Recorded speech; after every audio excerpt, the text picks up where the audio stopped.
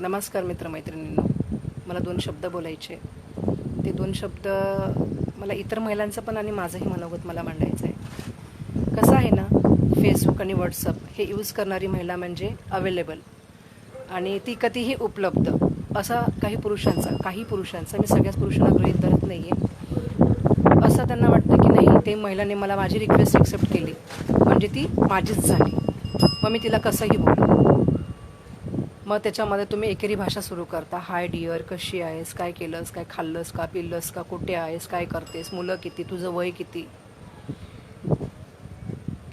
वय किती, कशासाठी विचारता, काय गरज, काय तुमची मैत्री तुमच्यापुरतीच ठेवा ना. एवढी कशाला पुढे पुढे पळताय. ती तुम्हाला प्रत्युत्तर देत नाही तर तुम्ही काय करता, चिडता आणि कमेंट्समध्ये सेक्सी, हॉट असे शब्द वापरता.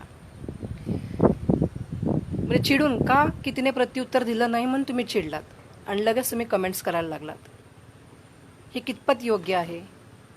आणि हॉट सेक्सी, तुमचे बुक्स फार मोठे आहे किंवा तुम्ही लगेच 34, 32, 34, 36 आणि 38 असे नंबर टाकता कमेंट्समध्ये. आम्ही दूधखोऱ्या तर नाही होत ना की तुम्ही एवढं काही बोलाल आणि आम्ही गपचूप ऐकून घेऊ. कदाचित दुसऱ्या महिला ऐकत असतील पण मी तर ऐकणारी नाही आहे. मी सडेतोड उत्तर देते आणि मला सवय आहे. मला हे म्हणायचं आहे की तुम्ही पुरुष इतर महिलांना जे वाईट कमेंट्स करताना करू नका. सेक्सी आणि हॉट तुमची आई होती तेव्हाच तुम्ही जन्माला आलात. तुम्ही जन्माला आलात म्हणजे काय तुमच्या आईला काही फिलिंग्स नव्हत्या का? जसं तुमच्या आईला फिलिंग्स आहेत तशा दुसऱ्यांना पण फिलिंग्स आहेत. पण हा विचार करायचा की बाबा आपल्या बहिणींना, आपल्या पण आई बहिणींना कोणतरी हॉट अँड सेक्सी बोलत आहे. आम्ही जर दुसऱ्याच्या आई बहिणींना बोलतो हॉट अँड सेक्सी तर तुम्हालाही कोणतरी, तुमच्या पण आई बहिणींना कोणतरी बोलणारं असणार. आणि जर समजा कमेंटमध्ये मी प्रत्युत्तर दिलं तर काही पुरुष मला बोळ्याने दूध पाजल्यासारखं मला ज्ञान शिकवायला येतात की मॅडम तुम्ही हे त्यांच्या आईला बोलायचं नव्हतं, हे तुम्हाला शोभत नाही, तुम्ही का त्यांची आई बहीण काढता. अरे मग मी काय गप्प बसू. एकाने हॉट बोलला लगेच दुसरा बोलायला लागेल, लगेच तिसरा बोलायला लागेल, लगेच चौथा बोलेल. मग मी हे ऐकत बसू, प्रत्युत्तर नको देऊ. हेच जर तुमच्या आई बहिणीला बोलल्यानंतर आणि भर रस्ता जर तुमच्या आई बहिणीची कोणी छेड काढली तर तुम्ही काय गप्प बसणार आहात. अरे आपोआप तुमच्या तोंडातनं घाण शिव्या निघते आई बहिणीवरनं. आपोआप क्षणाक्षणाला तुमच्या तोंडामध्ये आई बहिणीच्या शिव्या असतात आणि तुम्ही आम्हाला काय ज्ञान शिकवताय. काय गरज आहे. अरे तुम्ही तुमच्या ताटाखालचं मांजर बघा ना, काय पडलेलं आणि काय नाही ते. चला दुसऱ्याच्या बुडाखालचा अंधार बघायला. मला ज्ञान शिकवायची गरज नाही आहे आणि इतर महिलांना देखील शिकवू नका. जे आहे ते मला कळतं की मला कोणाला काय बोलायचं आणि काय नाही ते. आम्ही ऐकून घेतो म्हणून तुम्ही आम्हाला काहीही बोलाल का. आणि अजून एक, ज्या महिला एखादी कविता टाकतात, एखादे फोटो टाकतात किंवा एखादी पोस्ट, कुठलीही पोस्ट, जनरल नॉलेज असेल, काही असेल, काय असेल, जनरल नॉलेज असेल किंवा तिची कविता असेल किंवा तिचा काही लेख असेल, ती एकदम सुंदर काहीतरी छान लिहिलं असेल, तिने छान काहीतरी विषय मांडला असेल, त्याला तुमचे प्रत्युत्तर जास्त नसतात. एखादा फोटो टाकू दे ना, वा झक्कास, एक नंबर. हे काय तुम्हाला म्हणजे एकदम असं सोज्वळ आणि सुंदरशा कमेंट्स नाही करतात. सुंदर ताई, मस्त असं नाही येत आहेत का. नाही, फक्त मग झक्कास, रापचिक, हवा. अरे हे काय, हे असल्या कमेंट्स असतात का. बरं तुमची इच्छा, तुम्हाला काय कमेंट्स करायचेत करा, पण जी म्हणजे ज्या समोरची व्यक्ती काय आहे ते तर बघून करा.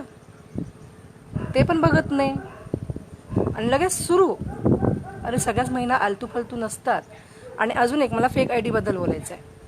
फेक आय डीवाले जर समजा एखाद्या खऱ्या माणसाला जर आपण त्याला सडेतोड उत्तर दिलं, वाईट म्हणजे तो वाईट कमेंट केला आणि त्याला शिव्या घातल्या आपण, तर तो काय करतो, लगेच फेसबुकमध्ये दुसरी नवीन आय डी तयार करतो. दुसरी आय डी तयार करून तो घाणेरड्या कमेंट्स करतो, घाणेरडे वल्गर फोटोज पोस्ट करतो आणि तिथे घाणेरडे शब्द वापरतो. अरे तुमच्यामध्ये जर हिंमत असेल ना तर खऱ्या आय डीने बोलून दाखवा ना. हातात बांगड्या घातल्यासारखं बसू नका, हिजड्याच्या जातीसारखे वागू नका. तुमची आई गेली होती का 1760 नंबरजवळ, किंवा तुमच्या 1760 तुमच्या आईजवळ आले होते. अरे 12च्या अवलादीसारखे वागत नका जाऊ. फेक आय डी तयार करायचे आणि एखाद्या महिलेला त्रास द्यायचा, हे कितपत योग्य आहे? तुमच्या आया बहिणीने तुम्हाला हेच शिकवलेलं आहे का? तुमच्या आईने जन्माला ह्याच्यासाठीच घातलंय, फेक आय डी तयार करा, महिन्याला त्रास द्या? कशासाठी? आणि काय मिळतं तुम्हाला याच्यामधून? काय साध्य होतं? म्हणजे तुम्ही काय होतं, डोक्याने आजारी आहात तुम्ही ना. आजारी म्हणजे एवढे आजारी आहात ना, तुम्हाला कळत नाही की तुम्ही काय करताय ते. अरे बस झालं, फेक आय डी तयार करून एखाद्याला त्रास देणं. काय आहे हे? काय मिळत असेल?